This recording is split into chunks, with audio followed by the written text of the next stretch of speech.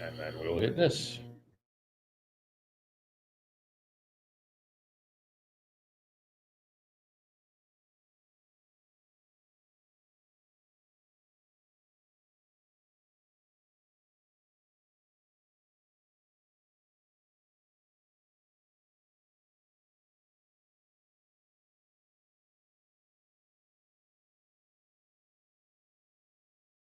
And I quote, "I'll be there in a minute. Give me a second."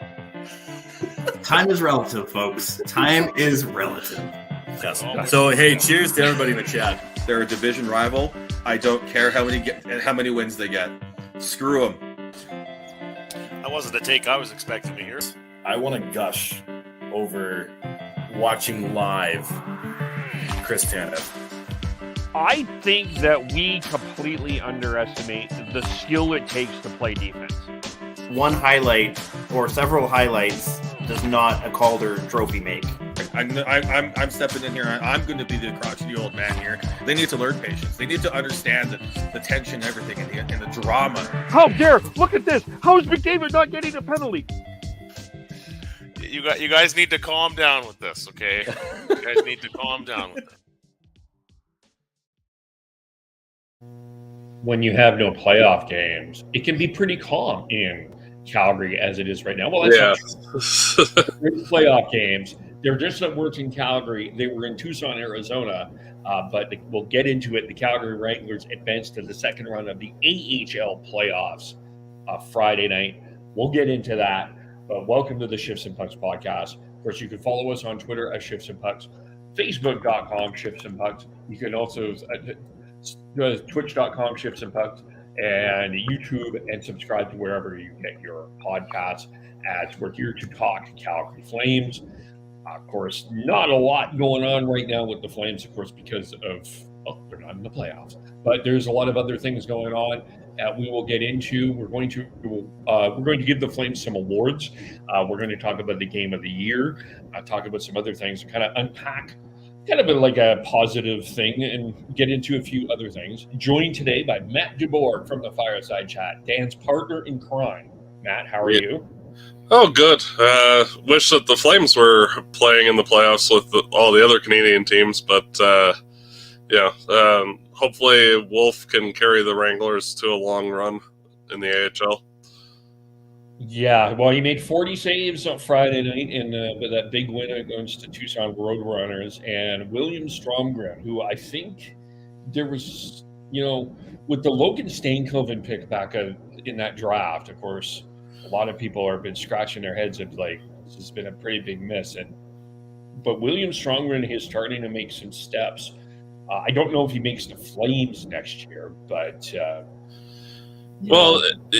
anytime you can make a move like he did on the goal he scored, like that will turn a lot of heads and give scouts something to look at as and the coaching staff for the Flames pro team, that this guy might actually have something at the next level. Yeah. Well, yeah. And you did get Connor. Well, we'll get into this in terms of getting Connor Zary, Martin Prospasola into the lineup. Dustin Wolf, you got some games too. So maybe William Stromgren is a guy that we look at next year. But before we get into that, I think we really can't go too far out of the way here without talking about probably the saddest story on hockey this year. And, in Calgary, there are probably two voices of hockey that people will always resonate with, and it's Ed Whalen and Peter Maher. And across the nation, the one person that has probably spoken to more hockey events than anyone else was Bob Cole. You to think about, people talked about the 2002 Olympics. I remember he did Rendezvous 87. He did the Wayne Gretzky retirement game. I think he's done a Stanley Cup final for every Canadian team that went to the final: the Oilers, the Flames, the Canucks, not the Leafs, obviously, the Canadian and the Senators as well. I believe he called that series with Harry Neal. Yeah. So, This has been a fabric. He was a fabric of Canadiana, no matter which fan base that you cheered for, and that sort of is. It was a really sad day. It was kind of it was a soundtrack of hockey. We lost on Wednesday. Yeah, much. His impact is much the same as Foster Hewitt, who ushered in Canadian hockey fans into Hockey Night in Canada after he retired after the Summit Series in 1972. The next big voice for hockey, period, on CBC was Bob Cole. Well, there was Danny Gallivan for a while. Danny Gallivan was really you assimilated him more with Montreal, but you're right. Bob Cole was the nation, right? Yeah.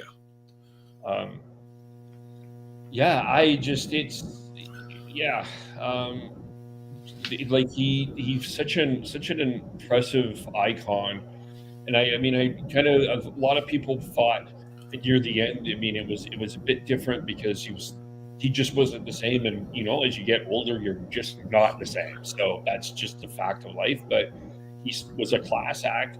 He loved the game of hockey. He's one of the guys, I think, a lot of the criticism of play-by-play announcers that you hear now, and I'm not saying this is right or wrong, Matt, but it feels like the play-by-play announcer is taking a side.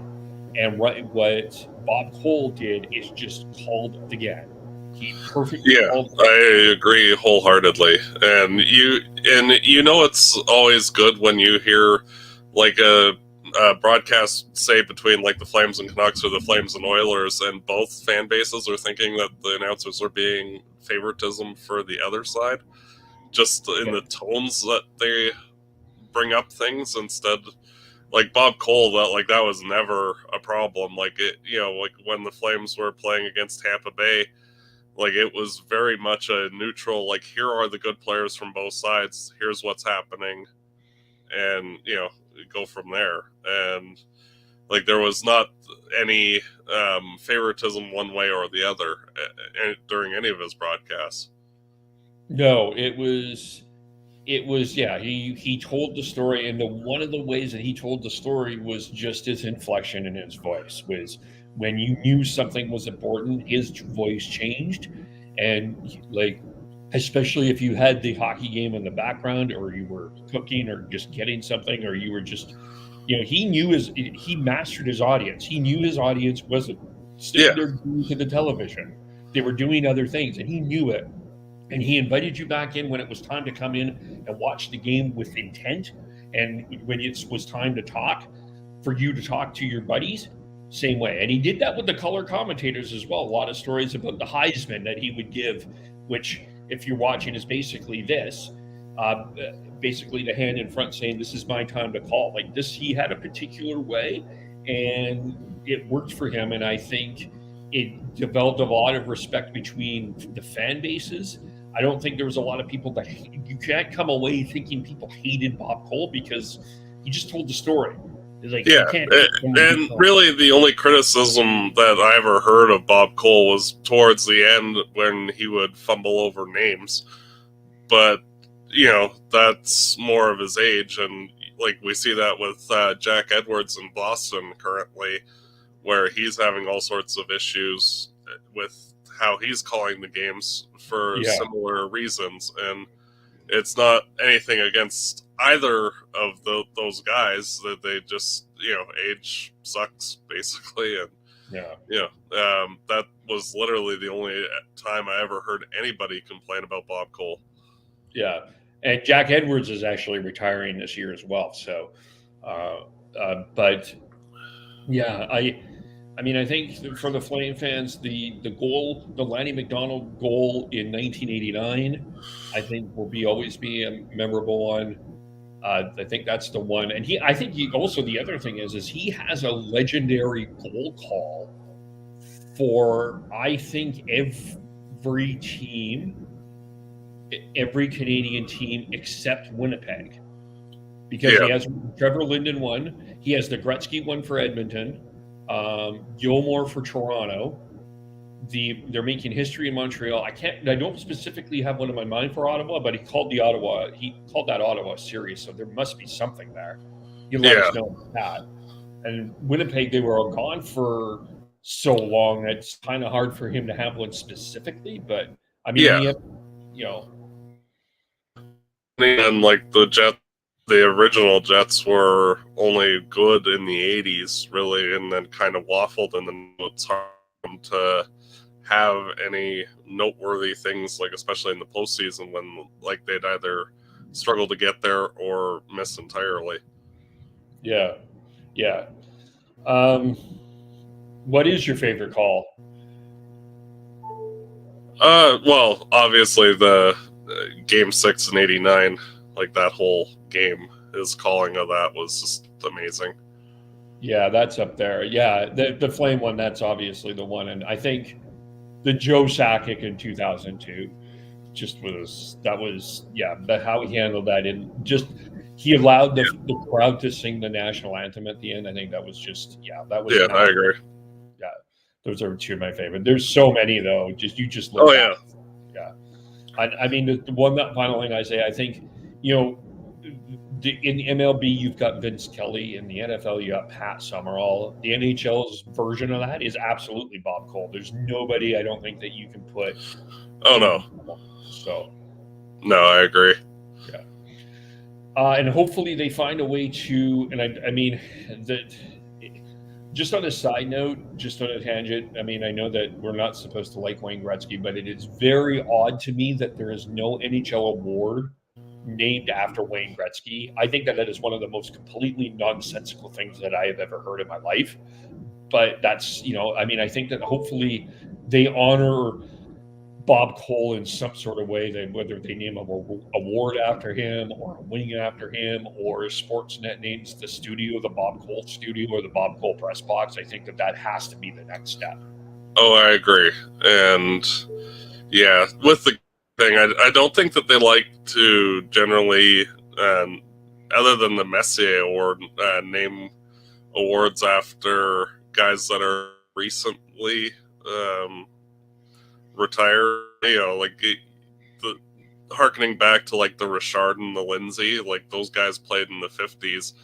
Like there's, other than the Mark Messier Award for the captaincy, like there's not really anybody else that got any sort of honorific from anywhere near it. Like, Lightman was the commission, basically. Yeah, we'll see. I mean, hopefully we'll see something like that, or we'll go that. Oh, I agree. I'm sure there's going to be a national memorial for him as well, for Bob Cole, I think. Oh, I agree. Yeah, they're at, that's one of those where like he was a Canadian icon, and like there's a pantheon of people that were just that exceptional in their field. He was one of them, and deserves all the honorifics. Yeah, for sure. Well, speaking of honors, as the Flame season wrapped up a couple of weeks ago, so no games to talk about in terms of now, and probably not really a lot of stories, and nothing happening. Locker's been cleared out. World Championships haven't started. So I thought this would be a good week to do the awards for the Flames. So let's go backwards. I think the best moment is pretty easy for me. I don't think that there was any bigger moment or more poignant moment than the Mika Kiprusoff retirement ceremony. I think it was great to see him come back. I think the fans gave him an awesome standing ovation. He got the respect that I think, quite frankly, has been longingly deserved for him. And I think overall that's to me, I can't think of a better moment this year than the Mika Kiprusoff retirement. Yeah, same here. Yeah. That to me seemed like the only example of like something being done thoroughly correct by the organization. They did. Like the whole just went smoothly, and the game was. Yeah. Oh, you cut out there for a bit, Matt. Was very much positive thing instead of like focusing on all the negative things like the trade rumors and the trades and all that kind of stuff. Yeah, it was. Yeah, it was at a very interesting time as well, because that was just after the trade deadline. That was after Jacob Markstrom's comments about the organization, and I believe Markstrom started that night too. And yeah, you had this whole Markstrom controversy and Mika Kiprasov back in town. It was just such an interesting whirlwind at that point in time with everything that happened. But yeah, it was by far the best moment of the year. Best game of the year. I'm going to go. This is mine. It was February 24th, Hockey Night in Canada. This was in the midst of the before the Tanev and Hanifin trade rumors. The trades happened after the Elias Lindholm trade.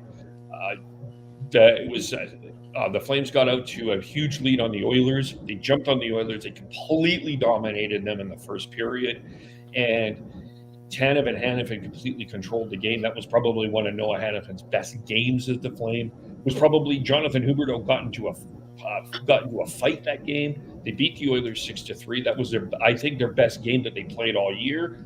I would wondered if they played like that in the Heritage Classic, if things would have been different for the Flames for the entire year. But man, did Tanev and Hanifin do a little bit of a mic drop. That game was outstanding, and that game was backstopped not by Jacob Markstrom, by Dan Vladar, which of course there's a whole controversy before that game, and they came away with the 6-3 win.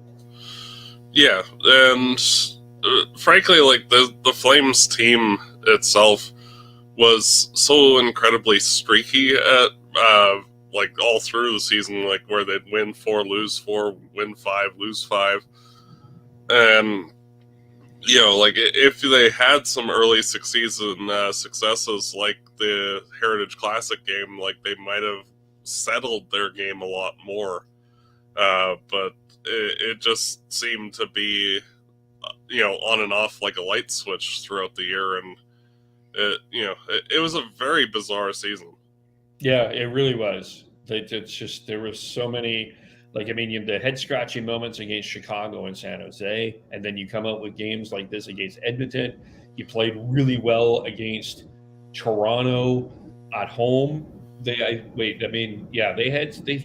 was so weird this year. I mean, Blake Holman talked about that as well. It's just how... Yeah. And things like that do happen, especially with teams that are kind of going through a retool. It's just hard for coaching staffs and the fans to, you know, get excited for anything, because it's like, what iteration are you getting on any given night? Yeah, for sure. Yeah, so that was the game of the year. I mean, is there any other games? I'm trying to think. There wasn't really any other game that really stood out to me as... No, like where everybody was playing exceptionally well. Like, you get the odd game where like a certain player, like to say like the Zari line would be going off, but like not where like all the players were on the same page. Like it was very up and down.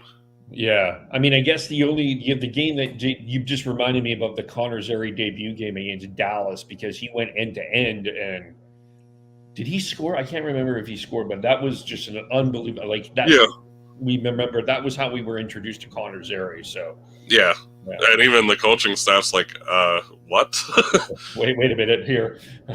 This was not in my game sheet. Yeah. No, I did not know you could do these things. Yeah. You get promoted instantly to the second line. Yeah, you play with Calgary and you're not leaving ever. Yeah. No, done. Yeah. Who was the unsung hero for the Flames this year? I'd have to go with Blake Coleman. You know, he just did it all. Game in, game out. He was consistent. I don't even think he had more than 1 or 2 bad games all year. And even then it was just okay. And like, he was just the player that I felt consistently brought 100% every game, which helped as a teaching tool for all the younger guys.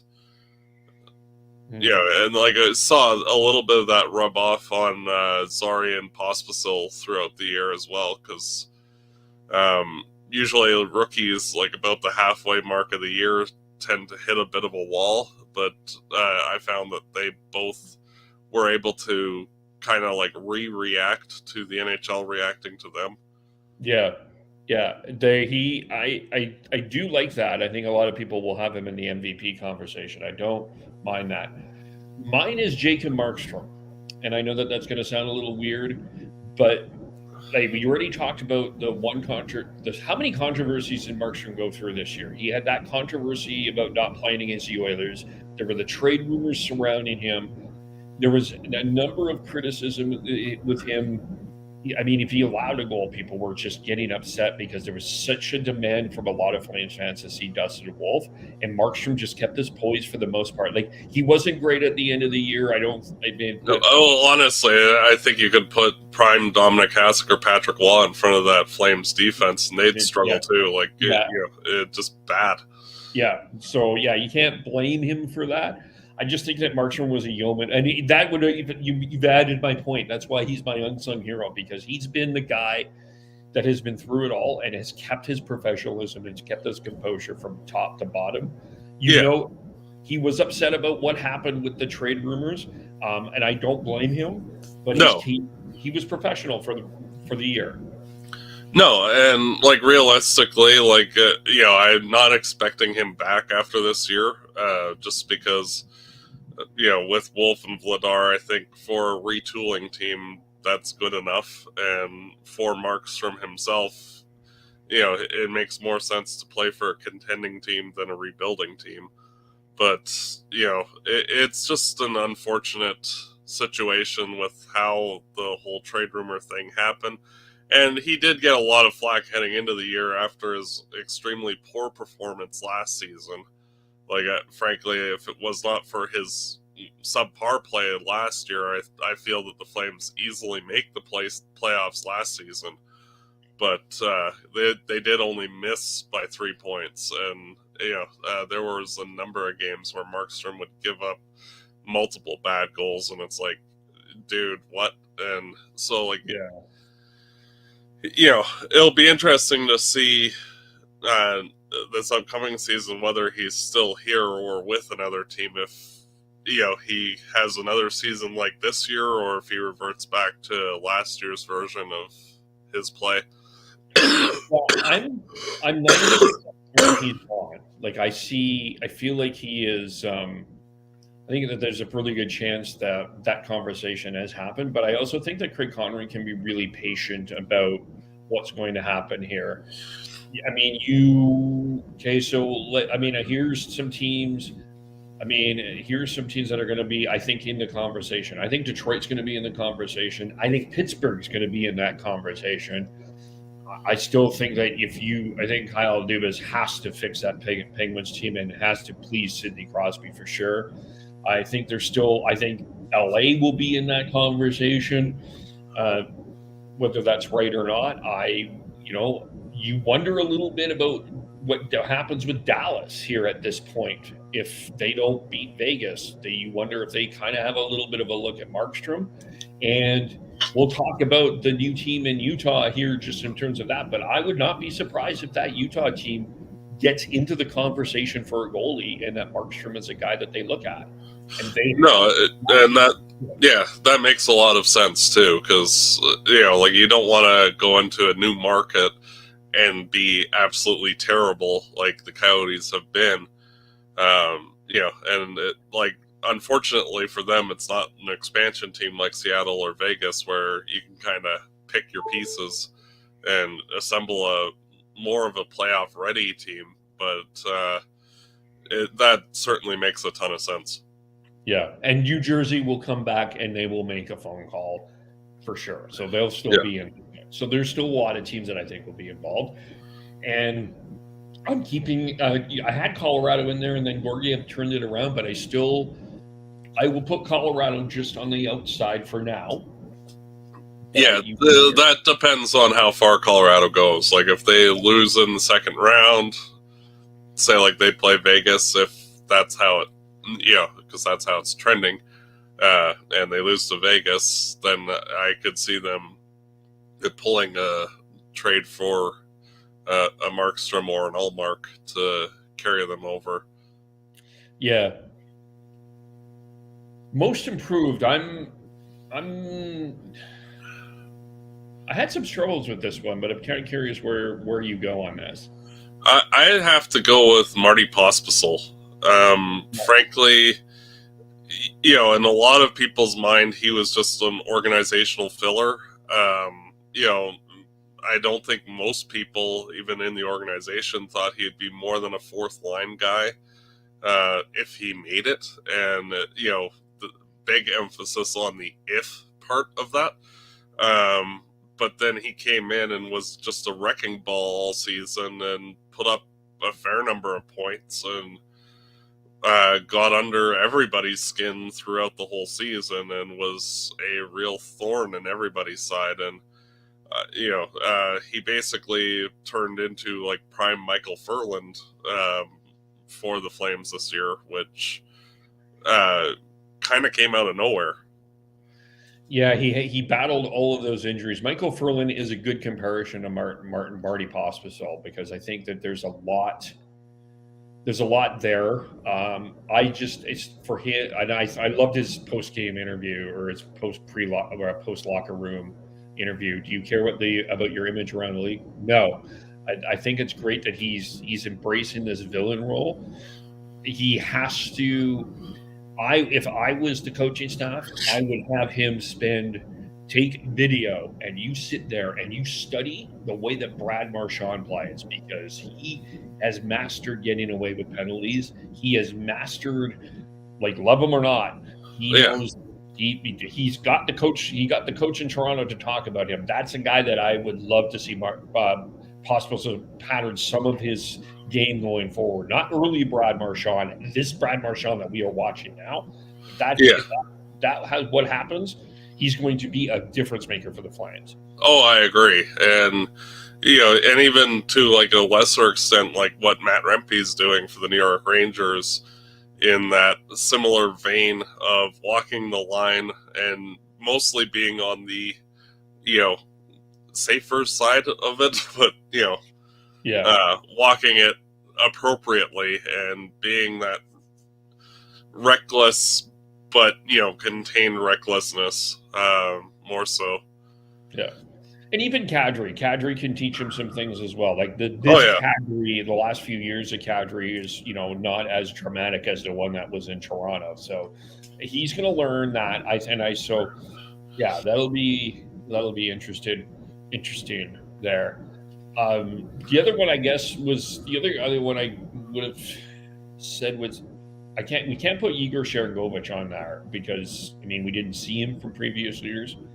Well, even then, like his first year with New Jersey was basically how he played with us. And, he just got lost in the roster shuffle last season with the Devils and kind of fell out of their lineup just due to the fact that Devils have a ton of good forwards. And, he literally just got lost in the sauce. And, but what we saw of him this year was basically his rookie year level of play. And, it was not really surprising that, granted he got the opportunity here, but, the end result not really deviating too far from where he was. No. Is he a center or a winger going forward? I think if the Flames were a better team, he would be a winger.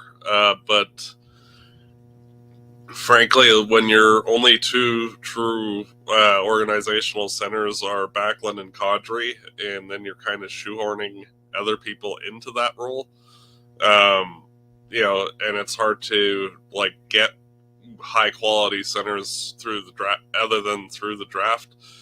It's one of those where I think you might have to shoehorn him as a center, even though that's not the ideal for him. Right. Is Zeri a center or a winger? I think they're both the same kind of thing where organizationally if they need to they can, but I think that their first preference would be for both of those guys being wingers. It's just, you kind of have to make do with what you got, and it's not like the Flames have a high quality center in their organization coming up. So no, we'll delve into that in a moment. The best defenseman. First of all, I thought this was Noah. I mean, for obvious reasons, I am going to give an honorable mention for Noah Hanifin up to when he played with the Flames, because I thought he was outstanding. But to me, just because you trade Hanifin, he's disqualified for that. I think to me it's hard to argue against Mackenzie Weegar. yeah, and much the same. Like, I thought that Hanifin played his best hockey of his career this season. And it's unfortunate that the Flames and him could not come to an agreement on a long-term deal.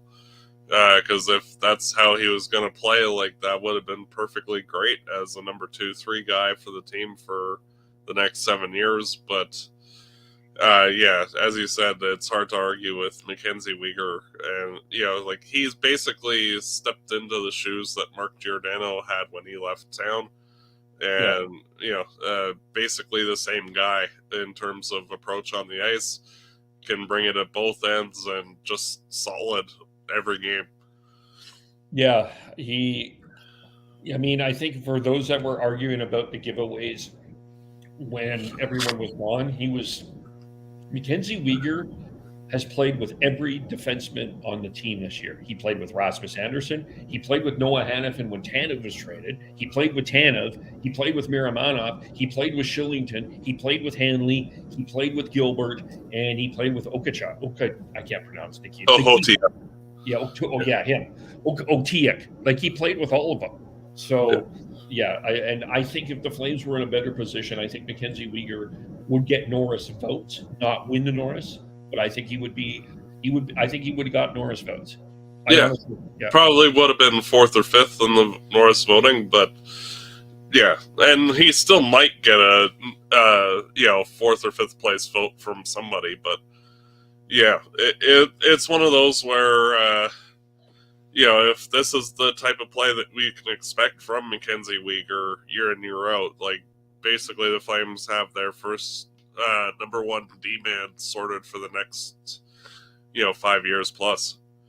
Yeah, for sure, and a leader for the team going forward. Oh, I agree.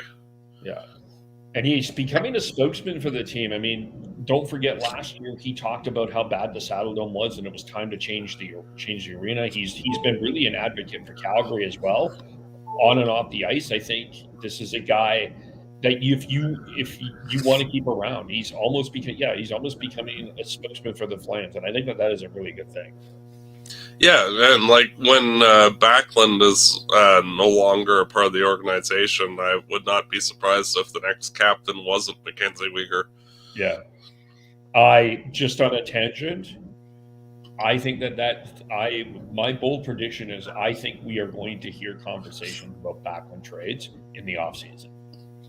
I would not be surprised either. And, like, to be honest, I would not be shocked if Coleman and Kadri weren't, talked to see where they're at, if they want to stay or not. And, the possibility Kadri did say he wants to stay, so I don't think that happens. I mean, Coleman maybe, because we didn't hear that from him. But I think that one of the things that nobody talked about from that off-season to post-locker room is I don't remember Backlund making as big of a statement about the improvement and changes on the team.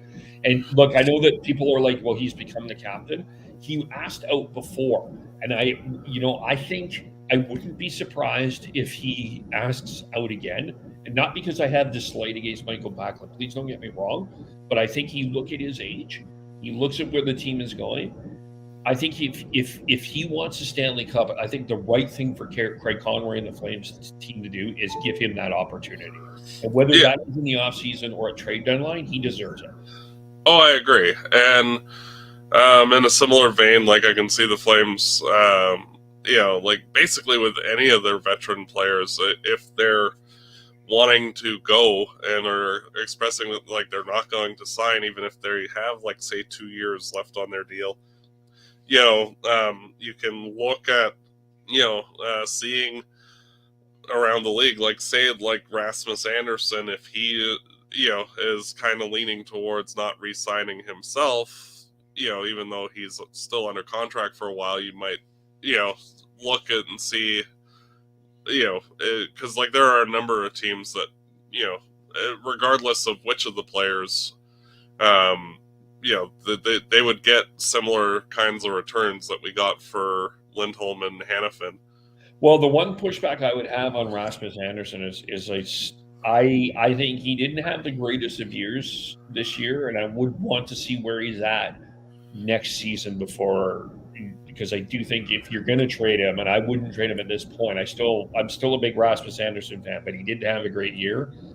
I think if he plays better during the 24-25 season, I think the value comes better next trade deadline off season. Yeah, and and in a similar vein, like I agree, and with Sharon Govich and Kuzmenko also being free agents after this season, you might be in a situation where you might be forced to trade them in a similar way, even though you might not want to. It'll be a very interesting time with the organization, because there are so many questions on who stays, who goes, who wants to stay. How do you manage all of that and the cap, and looking around the league to see if you can't like snag a contract like Kuzmenko's as a salary dump. And like there are so many options right now, and it's a fun and interesting time for sure for Connor.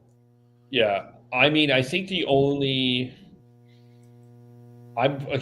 for me, the untouchables, unless they want to go, are Kadri, Weegar, and Wolf, obviously, Anderson, are kind of the ones I would say are close to untouchable. I think you're going to have contract talks with Igor to see where he's at.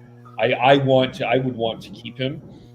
Kuzmenko is such a fascinating conversation, because you could get something for him. I don't know if you can get a first round pick for him. But the other end of that, though, is if you're going to be struggling this year, you do need to sell tickets. And that's what Kuzmenko does. The way he plays, they don't have anybody with that much dynamic offense in this organization, quite frankly.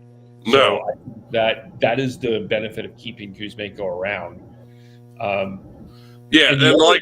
Realistically, I don't see like any of those type of guys getting moved until the trade deadline either, at the earliest. Yeah, I don't know if the Flames, like other than Markstrom, I think that's the big trade chip. I mean, I think they'll get in a little bit of free agency, not hugely into free agency, but. And I mean, the other part of all of this conversation is there's a couple of guys that I think will be interested to see what happens when it comes to camp. I mean, one is Jeremy Poirier because of injury. The other one is Jacob Pelche, who, he has had 2 injuries this year, and he had a lot of severe setbacks. And I'm going to be very interested to see what kind of camp that he has. I mean, there is an argument. I've already made this argument that you can move on from Andrew Mangiapane because you have Jacob Pelche, but I also am just a little worried about the injury for Jacob Pelche as well. Not that I think that you should not give. I think Andrew Mangiapane, for me, I'm 60% certain he's not with the Flames next year. Yeah, I agree.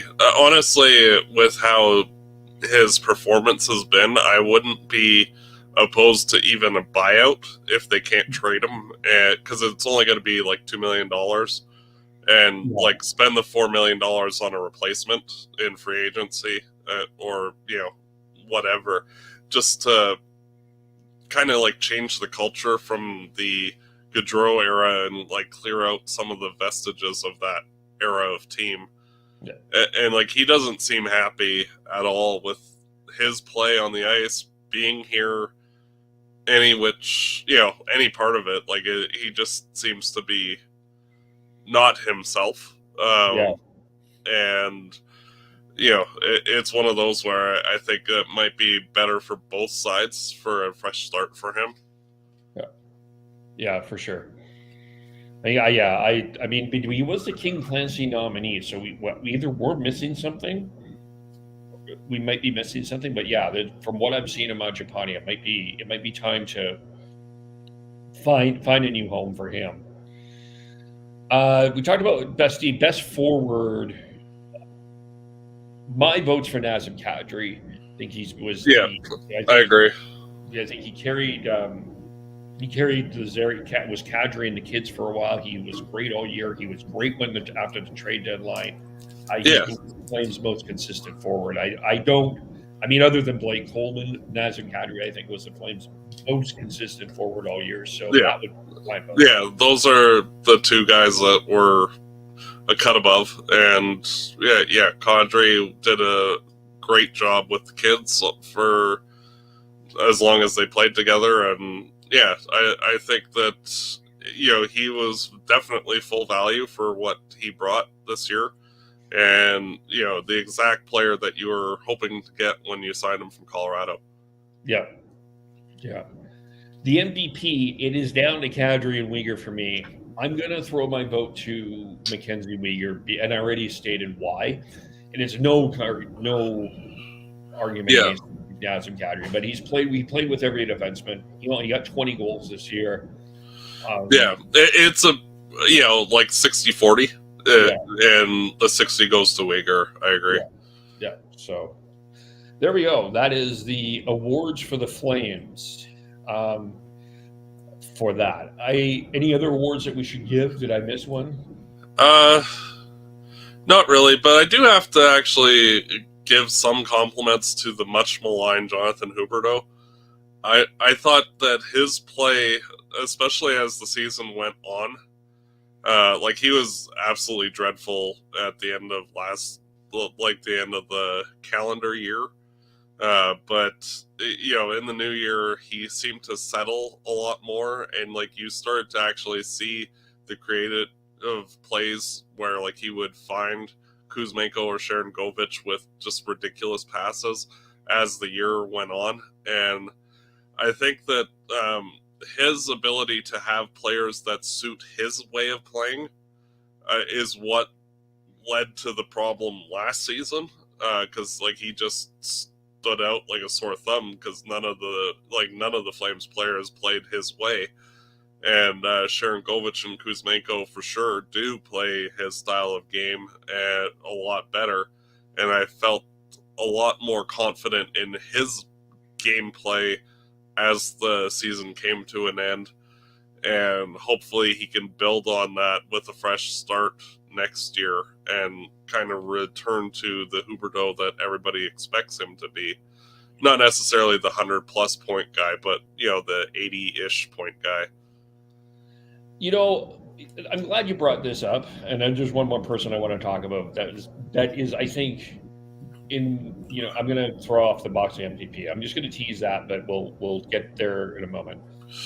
When we look back at December, and he had 1 point in December, I believe. Yeah, he was terrible. Well, in some ways, I understand that, but the other side of that argument that was frustrating me is Huberdeau, and I'm the defender of Elias Lindholm, but how many times did he set Lindholm in front of the net and the puck was missed? A shot was missed. So I think that Huberdeau, he faced a lot of criticism, but the Flames forwards around him didn't take advantage of him. I didn't think he was as terrible as a lot of people thought in December. No, same here. And how would you say, he's a very unique type of player. And if you don't have people who know that they have to have their sticks on the ice right in front of the net or off to the side slightly, and, you think that you're covered, but he'll find the laser through four people's sets of feet right to get the puck on your stick. He can do that. He's one of the few guys who can, but if you're not used to that, or you're not in the right spots. Like, you know, like there's only so much that he can do. And there was many video breakdowns of like him entering the zone and like literally getting no help, and the defenders literally blocking off the few people that are there because like just systematically they weren't going to the right spots to get the puck from him. Yeah. And the difference between him and Johnny Gaudreau is, in Gaudreau's situation, he would skate around to create an opening. That's not Huberdeau's game. Huberdeau's game is passing his way into those places, right? So yeah. Well, and he very much is Alex Tanguay, basically, where you know, and you just have to have your stick on the ice and you're in the right spot. He will find you, and it does not matter where you are or he is. You just have to be in the right spot, and you know you'll get the puck. And it's a very different experience from other people. Yeah, for sure. It's a different way to play. I agree. I you know, he was a point a game per player for the most part for the rest of the season, for the second half of the season. I know that there are people looking at a -28 plus minus, and there's going to be well, and realistically, you look at any bad team, it's all going to be minuses and lots of it, because guess what? Your team's not good. So, of course, you know, like it's hard to blame either the goalies or any of the individual players because the collective is not good enough. Yeah. He wasn't a hero, but I mean, I think I'm glad we gave him a shout out, because I do think that for the most part he was better this year. He's not going. You're right. We're not expecting 100 points, but there's a different player coming from Jonathan Huberdeau. Well, and you look at when he was successful, like he was playing with Duclair and Bennett when he had his ridiculous season, and both those guys just go crash the net and skate right towards the net, and you know they'd magically find the puck on their stick, and you know on a partial breakaway or you know in close 2-on-1, and you know points happen. And you know like the Flames didn't really, until they got Kuzmenko, didn't really have anybody other than Sharon Govich who played that way. Yeah. And so now that they have a couple of different options for him, you know, and frankly, I wouldn't be opposed to targeting more guys that are the crash the net type players, just to give the team options to, you know, depending on chemistry, etc., to put Huberdeau with a bunch of different people and have different looks from game to game as well. Yeah.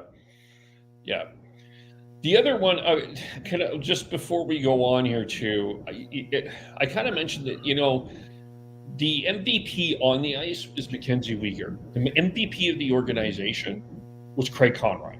Yeah, I have to agree wholeheartedly. You know, he was put in a very awkward position coming into a situation with a tension-filled locker room and a guy like just everything. A bunch of players not sure where they wanted to go, and he got a good start with Elias Lindholm in that trade. He got something out of the Chris Tanev trade. He got something out of the Noah Hanifin trade. He, you know, nobody heard of the name Igor Sharangovich, so they all thought that was a terrible trade for Tyler Toffoli. He won that trade flat out. That is a winning trade. Europe is a project, but it looks like, you know, I think that there's a lot of potential with Miramanov. He came away with a lot of really good assets. He's going to lose some draft capital or conditional draft capital with Vegas playing Dallas, but I think he came away starting a new foundation here. And you know, I think the one thing that he has already done better than Brad Treliving is he is managing up much better towards Murray Edwards and Brad Treliving did, because I think you know, Treliving let his emotions maybe get in the way a little bit in terms of signing those contracts after Gaudreau and Tkachuk. I think Conroy has been more saying, okay, we need to pivot here. We absolutely have to pivot. Yeah, and you know, like when we were doing our season preview, like one of the things that we discussed was, you know, successes for this season, and we basically said like ideally playoffs, but like if not, find a way to sell off like all the UFAs and, you know, like don't stand pat and get reasonable returns for everybody. And and he did.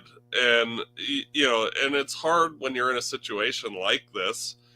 But like in past years, like the Flames might have made a push for the playoffs instead of biting the bullet, and you might have seen 2 or 3 or 4 of those guys walk at the end of the year instead of, or signing a bad contract like a Lindholm extension or something like that. And to harken back to previous regimes, like intellectual honesty with the state of the organization. And, like the Flames are not going to cut it right now. Like they're not a playoff team. They're not going to be a playoff team next year. And, like no matter, unless you airlift Nathan McKinnon and Cale Makar into the team, like they're not going to make the playoffs next year. And, even with that, I'm not sure they're a playoff team. No. And it's one of those things where, you have to build through the draft and through high quality trades and free agency. And, and, all of the steps right now have been a good way to put this team forward for a few years from now, especially with getting as many draft picks as they have. Because, like, usually, like, if a team has too many draft picks in one specific draft, they might only hit 1 or 2 of those guys, but having, like, 9 or 10 picks over 3 drafts tends to work a lot better. And, like, spacing out the returns from all of the various trades so you're getting picks for this year, next year, and the year after helps stagger things a lot better. Yeah. Yeah, he's done a really good job, and it's not an easy decision, but I think it was ultimately the right one, which leads to there's going to be 2 big offseason stories. The first one that we've talked a lot about is the future of Jacob Markstrom.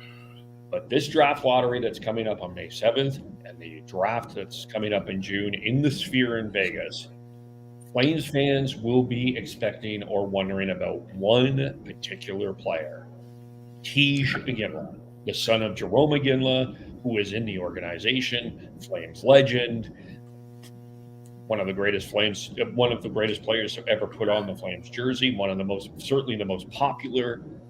Now his son is in the crosshairs, and he is sitting, according to Craig Button, at number 10 right now in his Button's list. But there's a lot of people that feel that after the U18s, he's going to go up. So, of course, Maxim Celebrini is the prize prospect of this draft. He's expected to go number 1 in Boston U. But you've got a couple of WHLers in that too, in that area. Caden Lidstrom, the center from Medicine Hat, plays with Gavin McKenna, who's going to be the first pick in the 2026 draft. And from the Calgary Hitmen, Carter Yakimchuk, 6'2.5", 201 defenseman that plays with the Hitmen as well. But it doesn't matter. The guy that the Flames fans are going to want is Tij Iginla. So, honestly, all things being equal, like realistically, Tij does not play the right position for what the Flames need from this draft, because like they need a center or a defenseman.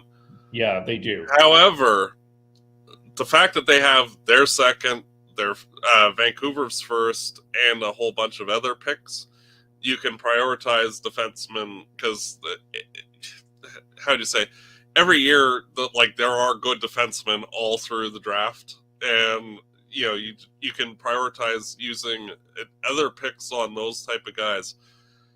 Realistically, with his makeup and his father's makeup as a player, I always tend to defer to the type of player, like if their father played in the NHL, as a kind of a bellwether of like the attitude of that guy. And like that's why like when the Flames drafted Matthew Tkachuk, I was very happy about that, because his father was kind of a dirtbag and a very high skilled agitator guy.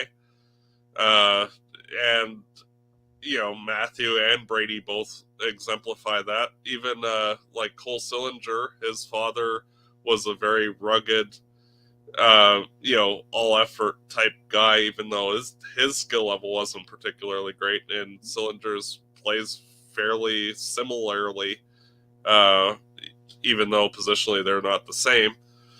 And, Iginla, he really does look like a chip off the old block with his dad. And, it's just one of those where, as a fan of the sport, removing the Flames connection, if I was a fan of literally any other team, I would be wanting the Flames to draft Iginla just because it's synonymous with one another. It'd be like Joe Sakic's kid getting drafted by the Avalanche, or Yzerman's kid getting drafted by the Red Wings. It makes sense. And, everything else being equal, the guy fits right in that zone in the draft. So it's not like you're reaching for a guy rated 20th at 9. He's right in that, 8 to 15 range for all the scouting reports. So, in my mind, there is one guy to pick if he's on the board. Yeah, I mean, watching him, I got to admit, okay, so just a precursor is watching him and not watching as much of the people around him. There's a dynamic that Tij Iginla has. He sort of reminds me a little bit of Johnny Gaudreau in the way that he handles the puck. So I think that there's such a perfect story there. You're right, and he's a dynamic offensive player. The Flames, quite frankly, don't have enough of that in the organization. So I think that there's a very valuable reason to pick Tij Iginla. But I also, you look at the needs around it. You're right. They do need a centerman, and they do need a defenseman, and they do need defense with size. So, and I'm not saying that you can't get that other places in the draft, because you can.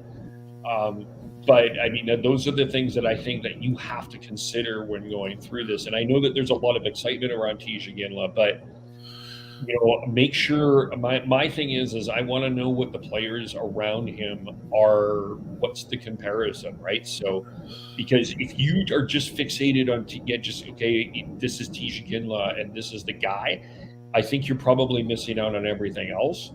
But if you've done your research, and I think that this Flames scouting staff will do it, and will do it, and there'll be no question about it. If this is the guy that they feel is absolutely better than what they can have.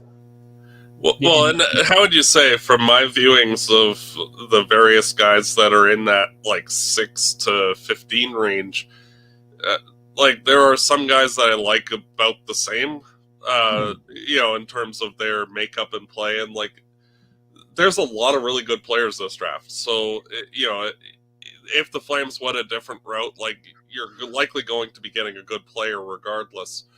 But, it's one of those where the story, the connection, the lineage is what, in my mind, lends it more to Iginla, because all the other guys are about equivalently, from what I've seen, are in that same ballpark talent-wise, even if they're a defenseman or a center. They're all in that same generic ballpark. It's just, they all have the high-end skill and size and. It's just,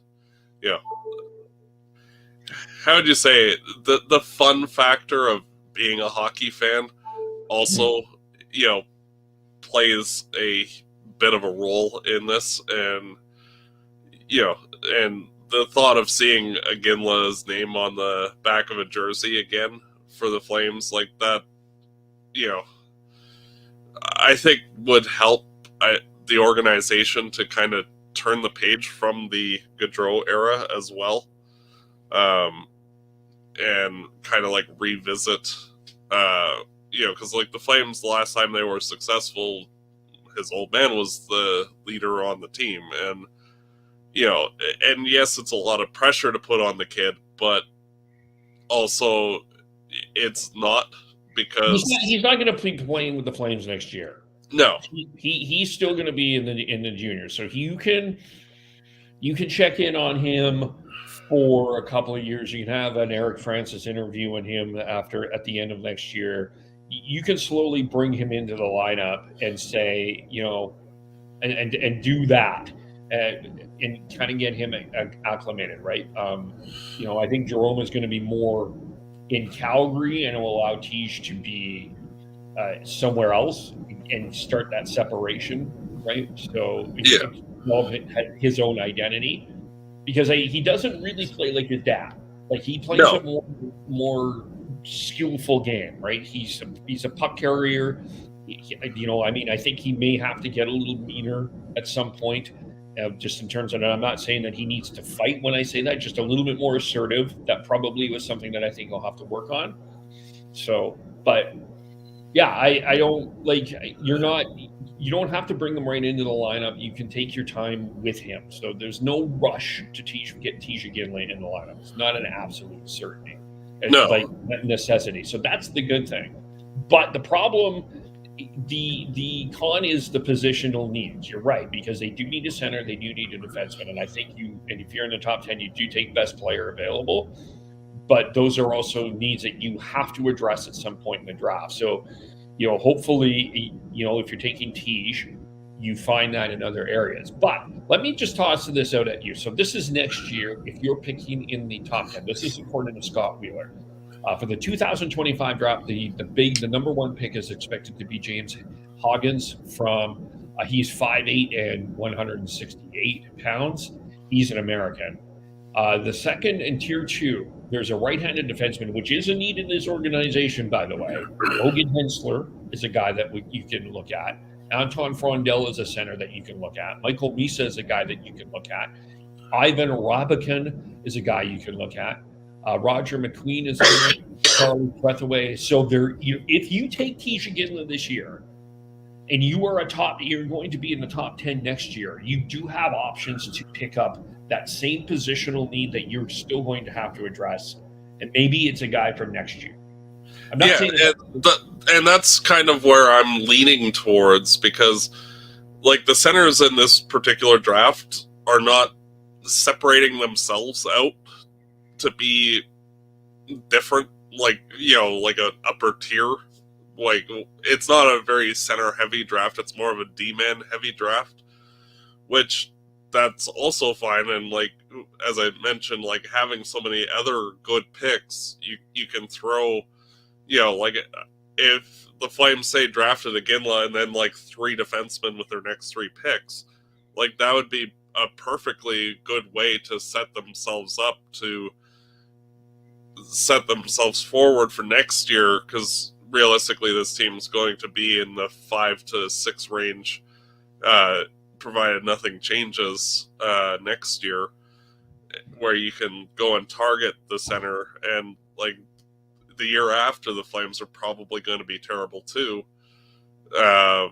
So you can start focusing on centers like they did with Monahan and Bennett, and just keep rolling with centers until you get your top 2 centers in the NHL and ready to go. And I just think that for right now, skill is the highest priority, and regardless of who they take, because frankly, like the top end of the Flames prospect pool is kind of bad overall.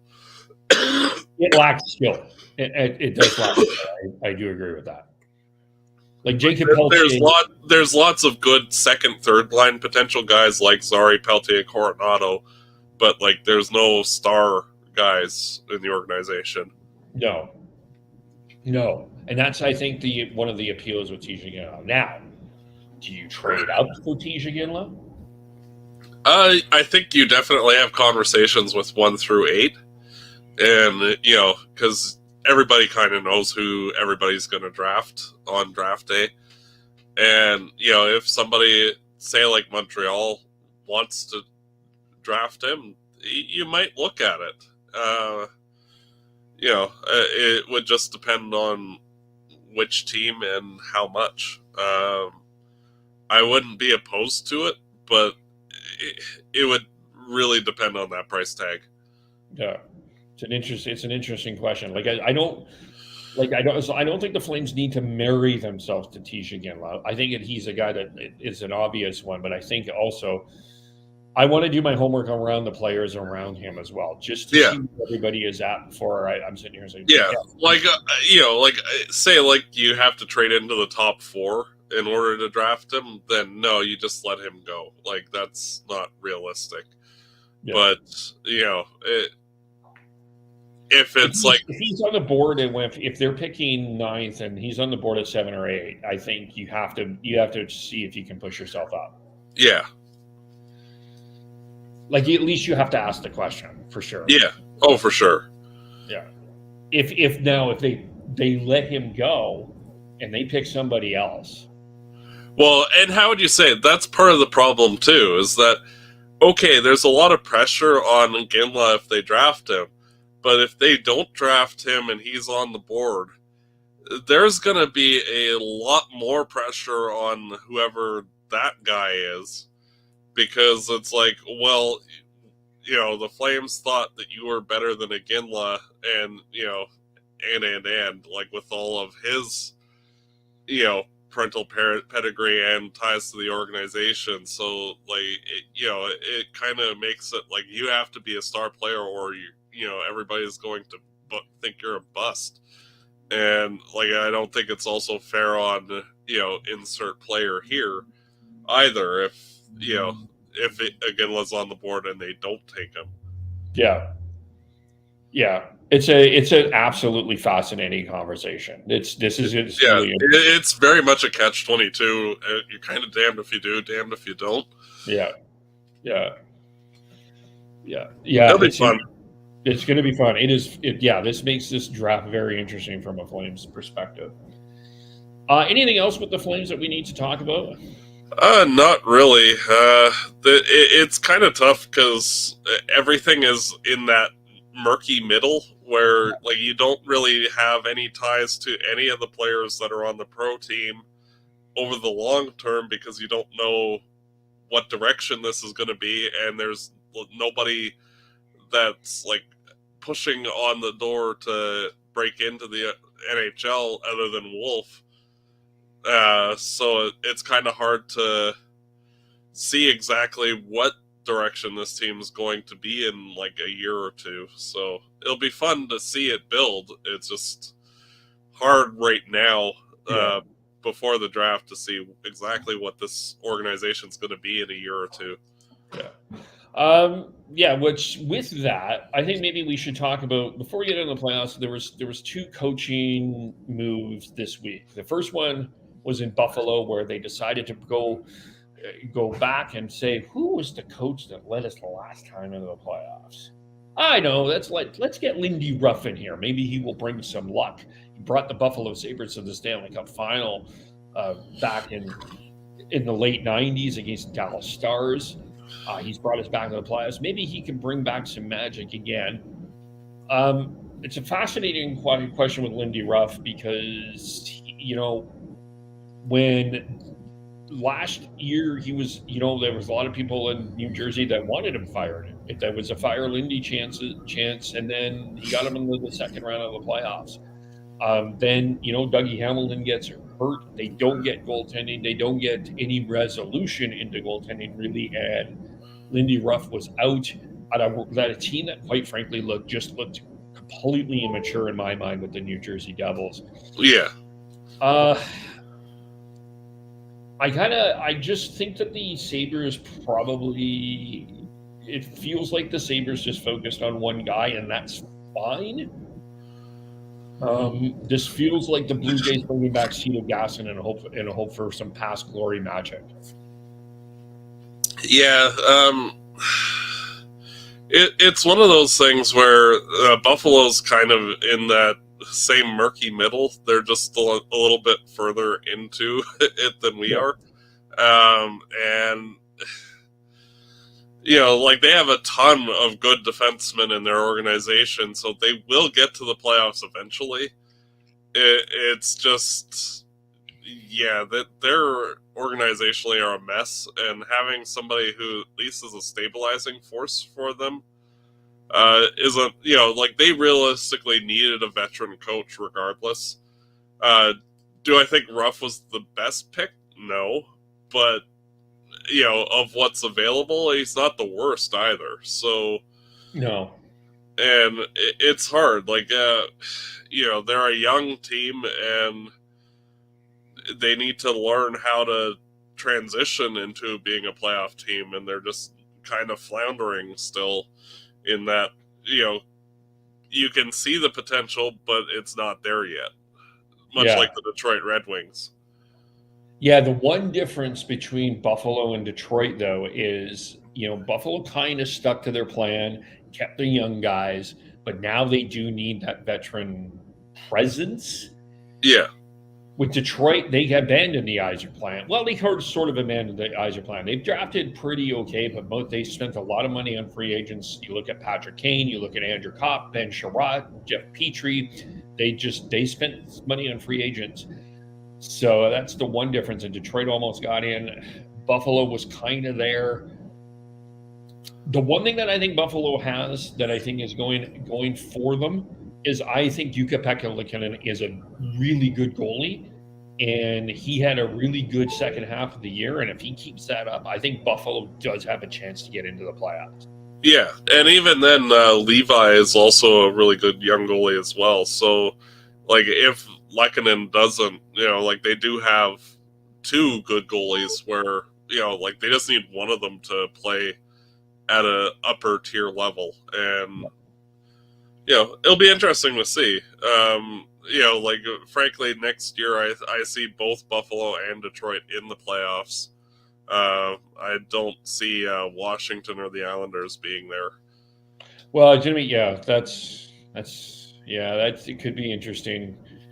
And then you got Ottawa, which is a fascinating. And at some point you got to be scratching your head at Ottawa. They just are like circling the drain, but they're just perpetually in the circle part, not going up or down. They're just there, and it's like, what are you guys doing? Like you would think that they'd be better than this or worse than this, and yet, the wheels haven't fallen off the wagon yet, and it's not starting either. So it's like, they're an enigma, really. Like they're just stuck.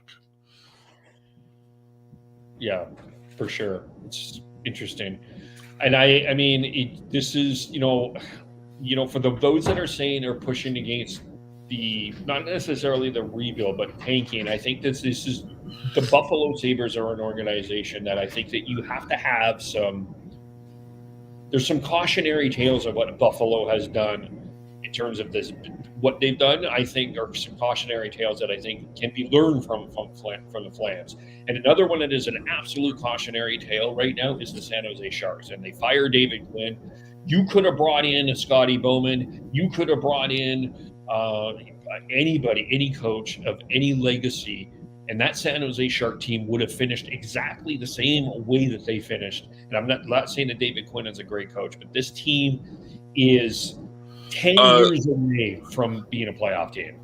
Oh, yeah. Like, they need to develop players just to be NHL caliber talent level, let alone, actually good players. And, as you said, this is going to be like Edmonton all over again when they tore down after the 06 Cup run.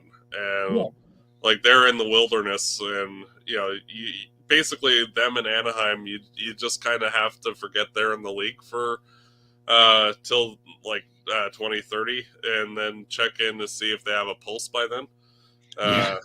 Although I think Anaheim has some talent that is already there. Yeah, they're way further ahead, but they're both. Yeah, you don't need to worry about either of those teams being relevant for a while.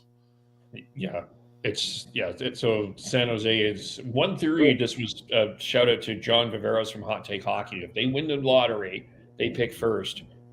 Maxim Celebrini's head coach in BU is Jay Pandolfo. Yeah. If that is the connection. Yeah. It'll be interesting. Yeah, well, and realistically, like as an organization, like the Sharks are in basically the same spot they were in when they first entered the league, where it's like, who are these people? Yeah. And They're minnows right now, unfortunately, growing into sharks. yeah, not good.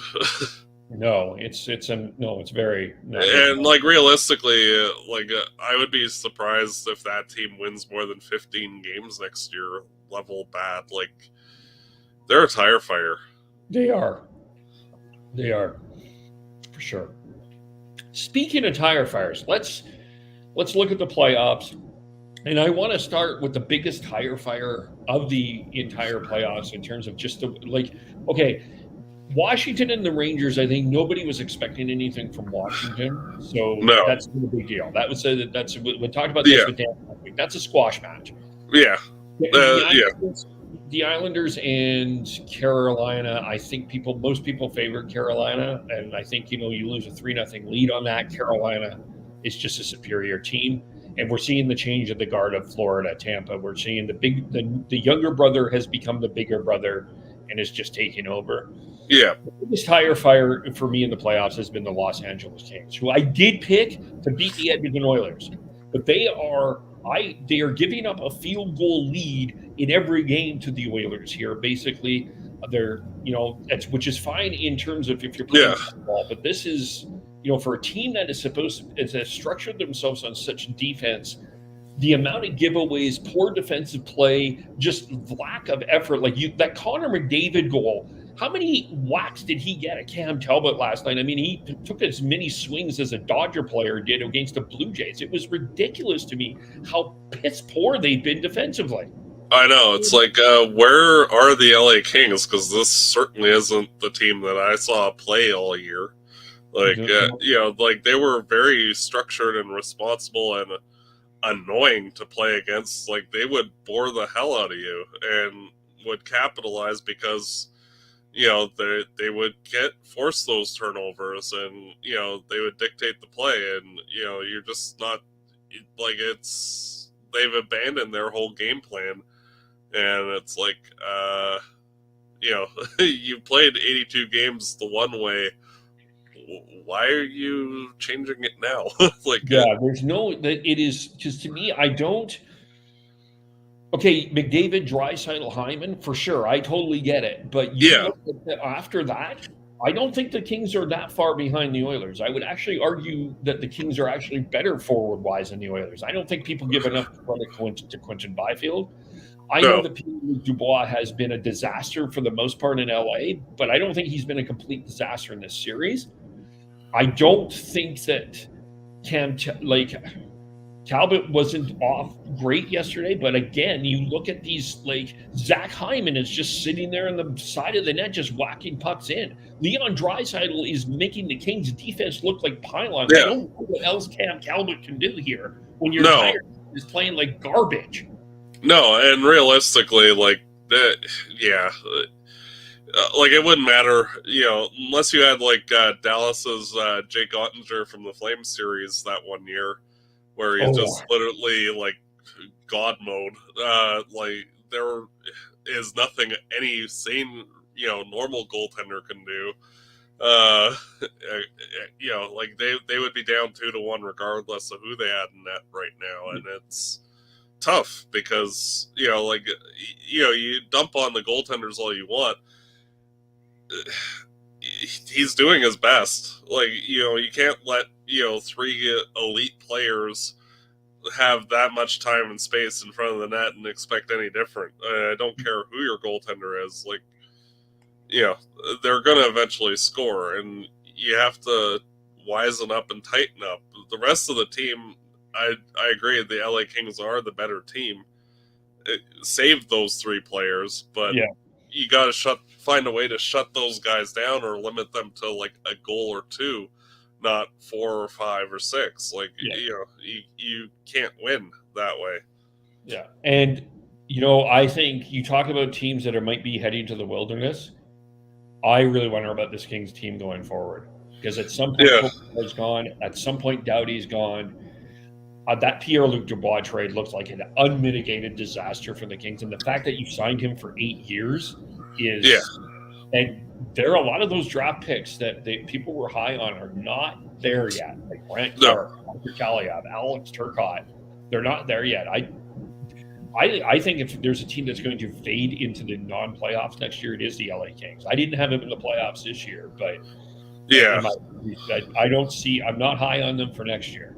No, and I would definitely expect like a St. Louis or Minnesota to leapfrog them next year, heading into the postseason. But yeah, it's one of those where, like, realistically, there are only 3 good teams in our division currently: Vancouver, Edmonton, and Vegas, and everybody else is kind of that borderline terrible. Yeah. And as you said, like, even like a Seattle is in the wilderness too, in the same kind of way, where they don't really have a direction one way or the other. Yeah, the Kraken, I looked back and just realized how many good players that they quietly lost. Like Jeremy Lauzon was a huge loss. Daniel Sprong was a huge, like, the guys that you don't think of that were part of that team where they lost, that helped them get into the second round. Big losses. They just weren't able to recover from that. So No. it's interesting. And I don't think Dave Haskell's back next year. No. But Vancouver, Nashville, I full marks for the Canucks winning the game yesterday on Friday. But you cannot. The only thing that I'm going to say, they have played a great, gritty defensive game. Casey DeSmith has come up with a huge, pretty solid with the Thatcher Demko. But you've got to get more than 12 shots on goal, and you've got to get more than 16 shots on goal. That's the one thing that that's my one concern with the Canucks. They are not getting on Saros here. No, and realistically, like, this is starting to feel a bit like the Flames versus Colorado series, where, like, while Nashville doesn't have the higher end talent that Colorado did, Nashville seems to be dictating the play a fair margin more than Vancouver has. And while skill-wise Vancouver is the better team, like, they need to find a way to get pucks through. And like, it's kind of embarrassing to have 2 games where you have 28 shots in the 2 games. Like, again, like, you're in the playoffs. Like, you should be doing certain things, and like, they've been successful enough winning the 2-1, but you look at, like, if they make it to the second round and they face the Oilers, like, that's going to be like a 4 or 5 game series for Edmonton, if they don't find a way to figure things out. I think that they will, though. I think that Pettersson is going to have one of those games that he's going to he will have one of those landmark games. They will get those shots. It's just they haven't done it yet, and I'm not going to be surprised if it's 2-2 heading back to Vancouver. I still think that this has the potential to be a 6-7 game series, but Vancouver, the one thing I'm concerned about for Vancouver is definitely that offense, that the shots need to come through. They got through with them. They did the special teams.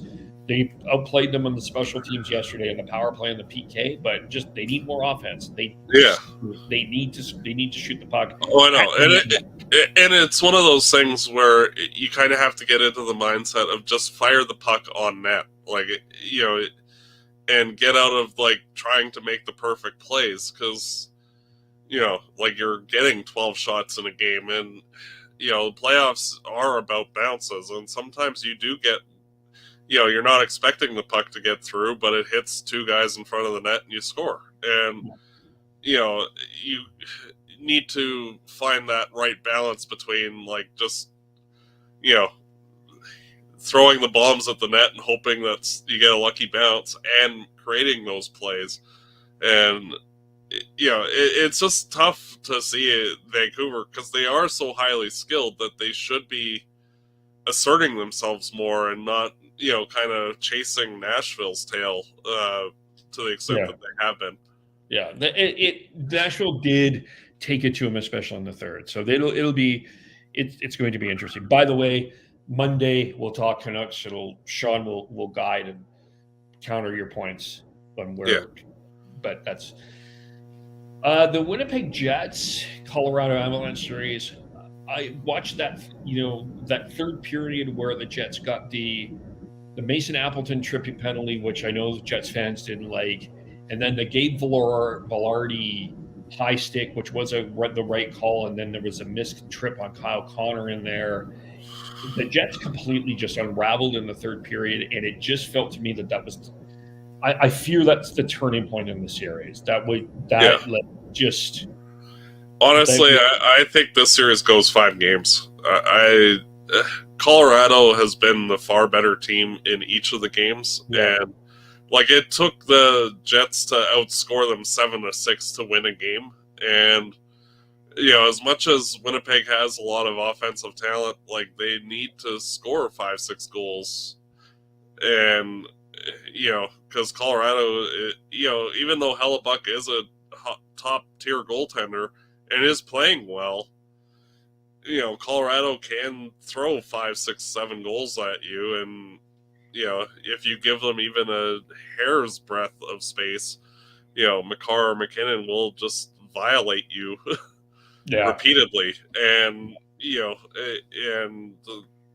have no answer right now for those guys. Just don't feel that they have that big of a you look at the size of the Vancouver defense. That's one of the areas that gives me confidence that they'll go around Nashville, right? Because you look at how big Tyler Myers is, you look how big Nikita Zadorov is. They have the size. I don't see that kind of size in Winnipeg, and that gives me that's the one area that's concern to me. They just don't seem to match.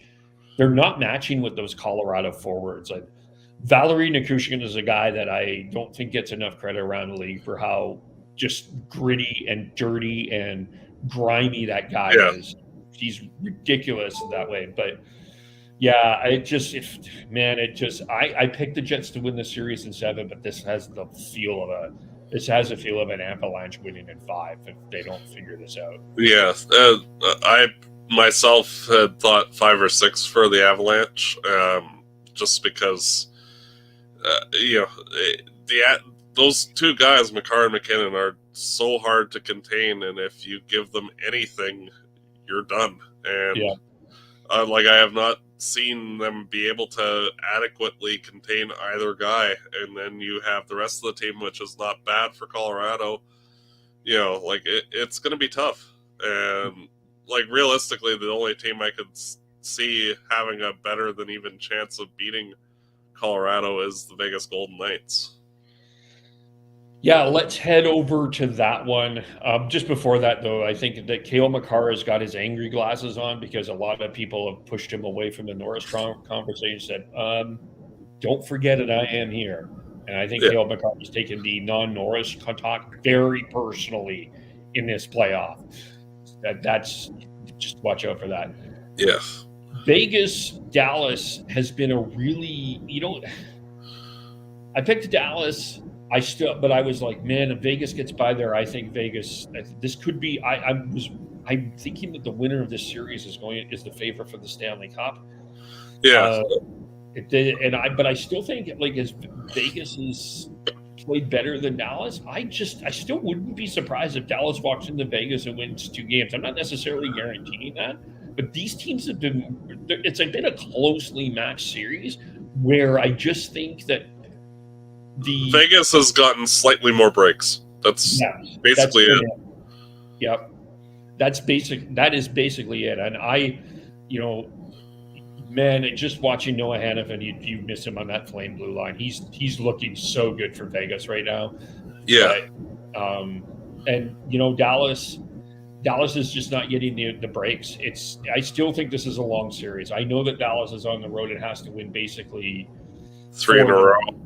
2 in a row to get back in, and I still wouldn't count them out. These are 2 really damn good hockey teams. It's been a great series to watch. Yeah. And so that's the West. The East, we kind of quickly just touched on the Rangers, Carolina, and Florida. The weirdest stuff with Toronto has been the whole situation with William Nylander, which looks like he is going to play tonight against Saturday against the Bruins. But I don't know how the Bruins do it, Matt. I just don't get it. I look at this team, I'm like, how in the living hell is this team this good? Because I don't see a whole hell of a lot of talent in Boston, but I just see this team that is completely connected. Yeah, And it's one of those teams where the sum of the parts exceeds the talent that's there, and they just, everybody chemistry-wise is right there with each other. And because, like, as you said, like, you would figure that Boston would be a more like 5-6 team based on the talent, not second in their division and like third in the East. And yeah, like, it's one of those where, yeah, like, honestly, I don't see Toronto coming back to win this series. And it's just for the chemistry reasons, really. I think it's been a fairly even 3 games, much like the Vegas series, where I think that Boston's just gotten a few more bounces their way. But I think that just the X factor of the chemistry that the Bruins players have, I think, will win them the day. Yeah, I think this get to the game 4. Tonight's game will be pivotal. The Saturday game with William Nylander. If William Nylander's back, I do think that does make a difference. So I think if Toronto can win, I think they can still keep this long. But if Boston walks away with 2 wins in Toronto, the East is going to have a vacation here, Matt. Yeah. Oh, I know. Although I don't think left. I think Tampa's going to stave this off. I wouldn't be surprised if the Islanders won a game 2, but yeah, I don't see any of those 3 series going more than 5 games and then everybody taking a break. Yeah. Who do you see coming out of the East? I had my pick originally was Dallas and the Rangers, and I don't have any reason to change that at this point. So yeah, that's same here. I was gonna. Myself, I was thinking like the winner of the Dallas-Colorado matchup, under the assumption that they get to round 2, whoever wins that goes to the finals. But yeah, that was the only one that I was not sure which way to lean quite clearly, and we'll see. Yeah, I think Carolina will give them a run, and then Florida, I think, is the favorite to get out of the Atlantic for me. Yeah, same here. Toronto, Boston. I think Florida's the better team. Yeah. So Carolina Rangers, though, is going to be if that series happens, and you can assume that with 2-3-0 leads. I think that's going to be a really good series too. Yeah. Last thing to talk about here in terms of the NHL is the Arizona Coyotes landed in Utah this week. They had a rally at the Delta Center in Salt Lake City where they will be playing their games next year. The Utah franchise has registered filed for some nicknames, including the Yeti, the Mammoth, and the Outlaw, as well as the hockey team. But I think the Arizona Coyote players looked around Salt Lake City and the Delta Center and the Utah and the airport, and they saw something, Matt, that they never saw in Arizona. People. There were people in the crowd. I know. It's amazing, when you actually have somebody show up, other than like 3,000 people in the Mullet Center, which, yeah. By the way, it's not, that's like, I don't want to take this as a shot at the fans. This was more of a shot of how poor, not only Alec Morello, who's getting most of the blame for this, the ownership from the beginning to the end in Arizona was a complete and unmitigated disaster. So much so that the NHL owned them at one point. No, and realistically, like, Arizona is a perfectly good market. If you had a building in downtown Phoenix, yeah, like, they would still be, as much of a team as LA or San Jose or Anaheim or Vegas. Like, it's a perfectly viable market, but they needed a building in the actual city, not in, some random place in the outskirts. and not in a college rink. Like, it'd be like the Flames moving past Airdrie and like expect the team to, have everybody there every game. And it's like, no, like it's not going to happen. Like it needs to be downtown. Yeah, it does. Yeah, you can't. Like the CFL has done well with the BC Lions and the Saskatchewan Roughriders, and that's easier to do because there's a long traditional history. I don't know. And realistically, there's only 9 games, so like it's a lot easier to plan your week around going to that as like your event for the day versus, like 40 plus games, or, like the Tampa Bay Rays, like the location of their stadium is beyond idiotic. And like Tampa Bay would also be a perfectly viable baseball team if the stadium was downtown instead of like on the tip of the arm of the how their city is arrayed. And it's just very odd. Yeah, you would think that they'd plan things better. Well, I mean, the Arizona Diamondbacks work because you can spend a weekend in Arizona watching 3 baseball games, or spend the weekend in Arizona watching a few baseball games, right? You can take a whole. You can't do that necessarily with the Coyotes, so because they're in and out. You don't have that option. So you're right. They need a downtown in Phoenix situation to solve that problem, and they will have that. That problem has been solved in Salt Lake. And Utah, and that Utah franchise is the most intriguing team in the offseason for me, just because they're going to spend some money. Oh, yeah. I expect them to be a cap team, frankly, and try to make a run for the playoffs because, as bad as the Coyotes have been, they're not actually that far off of being a playoff team. And, if they get a high-quality goaltender and a defenseman or two, like, they're set, basically. And I think they're going to make a run. Dan predicted this, and I agree with this. I think they make a run at Stephen Stamkos in the offseason as a free agent. I wouldn't be surprised. Yep. Yeah. So, and that's the face of the franchise guy that you will have. So, and to have that, you're set. Yep. Just wanted to touch on, of course, the AJHL, BCHL has been an ongoing issue that it's still a lot to unpack, but the AJHL has ordered an expansion franchise to the Northern Alberta Extreme. This is in Devon, so they're starting to add the teams that they've lost to the BCHL. I still think there's so much to unpack with the situation, Matt. This is a project from both the BCHL's perspective and the AJHL's perspective. I'm very curious what happened here. This sounds like there's more to this story than what is. Yeah, it's so bizarre. And like as you said, like there is a lot of behind the scenes things that I think over the next few years will come out eventually, but it made no sense really why the AJHL teams abandoned ship in the way they did.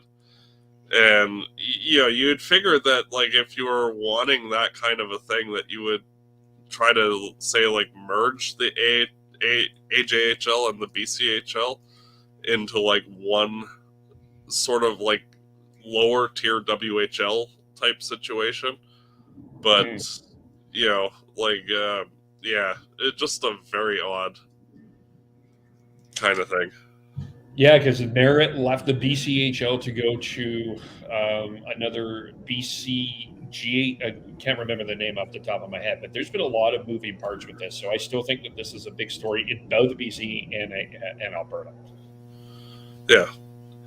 And, and it's unfortunate for the players that are getting, kind of caught in the middle of this whole nonsense because it's not fair to any of them. Like they're trying to push towards being an NHL player possibly, or, a player in the European League or the AHL or wherever. And, you're having all this off the ice nonsense that's, just throwing a wrench into all of their player development. And, it's not, the teams and the leagues are not doing right by their players.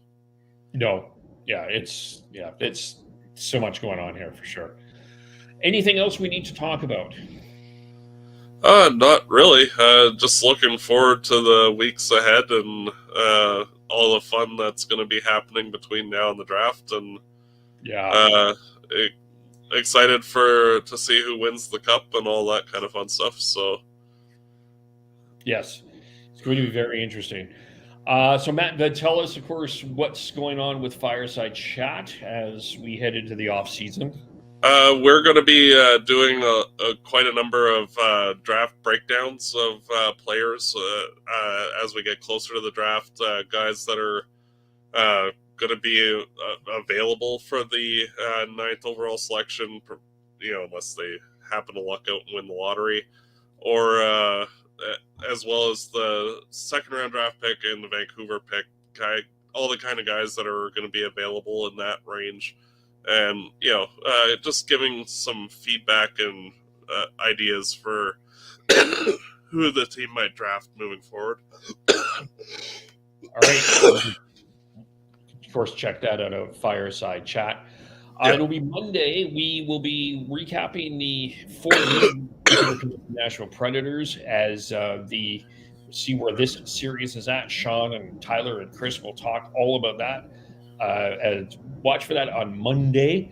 Of course, you can follow Fireside Chat at Fireside Chat. You can follow Matt at Matt Duborg and Dan at DG Stevenson for them. Follow us as Sean Beardy Canuck 03, Tyler TNOBLE, Chris Schneid's SCHNEIDZ, Devin, who's still around, Gordhow 09. I am KEVOLE on all social medias, Shifts and Pucks on Facebook, YouTube, Twitter, Twitch, or wherever you get your audio. Thank you, everyone, for watching. Thank you for listening. We will talk to you all very soon. Bye for now.